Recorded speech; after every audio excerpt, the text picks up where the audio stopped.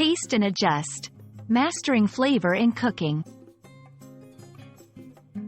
Hello, and welcome to our English learning series. Today, we're diving into a flavorful topic: the meaning and usage of the phrase, taste and adjust, in cooking. Understanding this phrase will not only help you in the kitchen but also enhance your grasp of English in a practical context. Let's get started. Taste and adjust is a common phrase used in cooking. It means to sample the flavor of a dish while cooking and then modify it as needed. This could involve adding more salt, spices, or other ingredients to enhance the taste.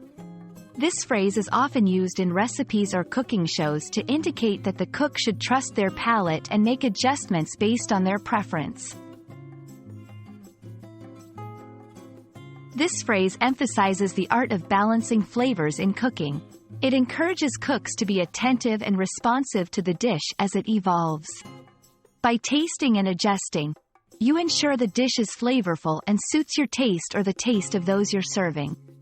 It's a reminder that cooking is not just about following a recipe but also about using your senses to create something delicious. Let's look at some examples. Soup making. After simmering, you taste the soup and find it bland. You adjust by adding a pinch of salt or herbs. Baking. You taste the batter and find it's not sweet enough, so you adjust by adding a bit more sugar. These examples show how taste and adjust is applied in different cooking scenarios. Interestingly, taste and adjust can also be a metaphor in English, used beyond cooking.